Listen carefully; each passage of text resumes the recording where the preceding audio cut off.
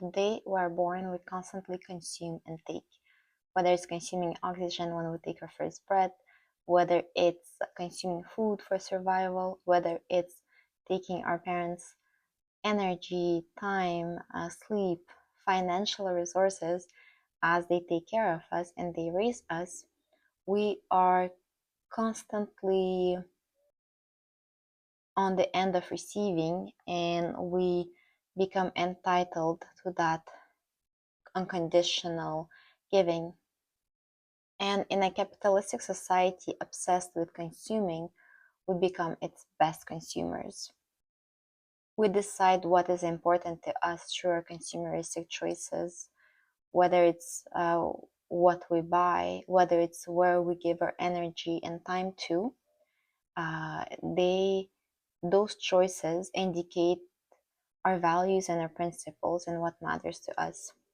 And our society rewards taking and the takers. It always rewards uh, it always encourages us and pushes us to grab more opportunity, to take more space, to always have more, to never be satisfied with what we have, and always reach for more. And we consume to feel alive, whether it's endless scrolling, whether it's overeating, whether it's mindless impulsive shopping. We consume as if our survival depended on it. But somewhere between all the constant taking, I feel that something sacred is lost, and that is the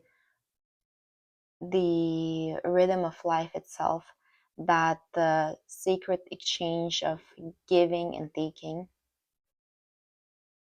Because living, truly living, it's not simply a solo act of consumption. It's an exchange. It's a constant circulation. Every breath that we take consists of inhaling and exhaling.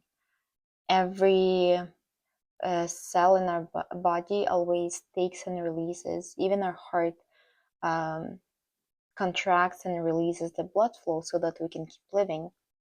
I think we forget that balance of exchange, of giving and taking, is not simply a moral idea or a concept of philosophy, but it's actually the law of nature.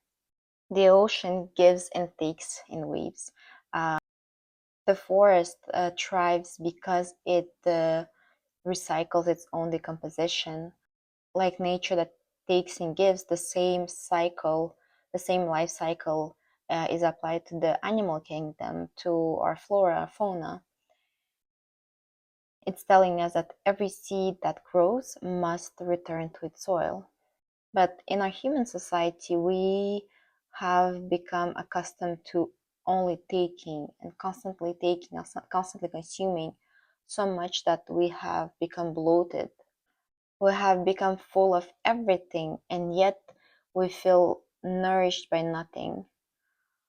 And that painful fullness, that self-indulgent excess, leads to, eventually turns to collapse. Because a society that only consumes will eventually consume itself out. A person that only takes will eventually decay from within. And to live a healthy life, not only physically, but also spiritually and mentally, we have to remember the art of the constant circulation, the rule that for every taking there must be a giving back. That to live fully, we cannot be simply takers. We need to also become givers, givers of our energy, givers of our time, of our attention, our resources, of our essence. It's deciding to give our energy and our attention to something to help it grow, whether it's a plant, whether it's a pet, whether it's a project or a human being. It's deciding to give our voice to something that matters, because we want to make a difference. It's giving our time and care to someone who needs it, whether it's a friend, whether it's a sibling, whether it's our parents, whether it's community itself. And it's also giving back our creativity to this world that inspired it, to honor it through our creations. And I believe that every act of giving truly frees the soul.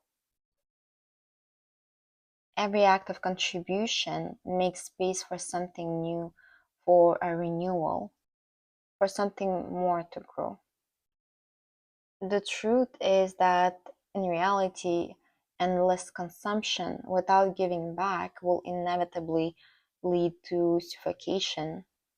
It's like constantly holding your breath and then wondering why are you gasping for life?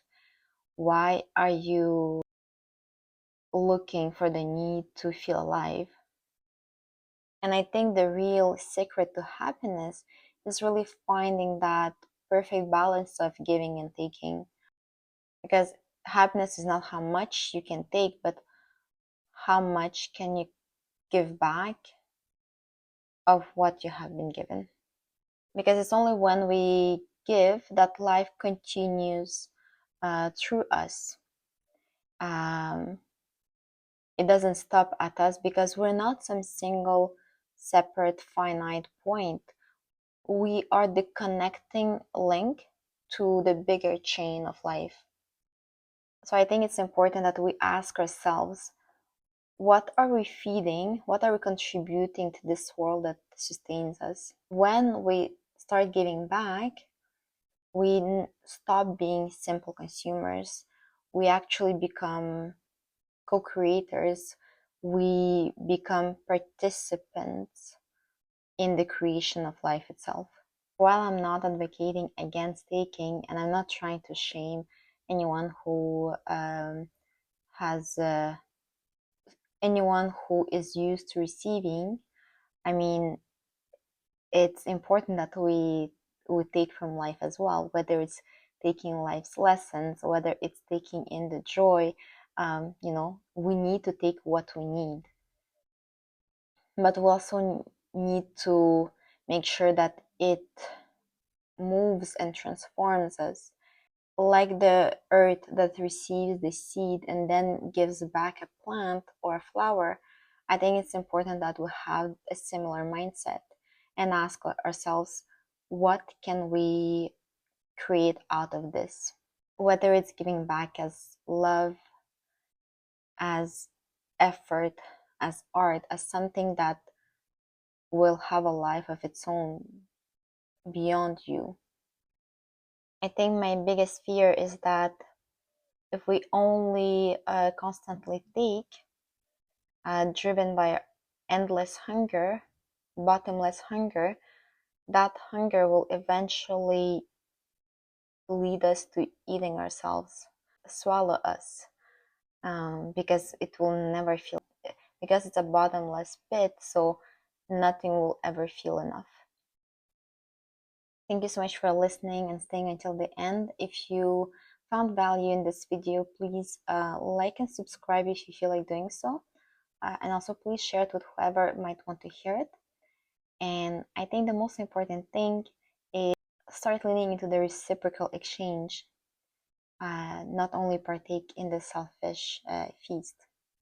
Thank you.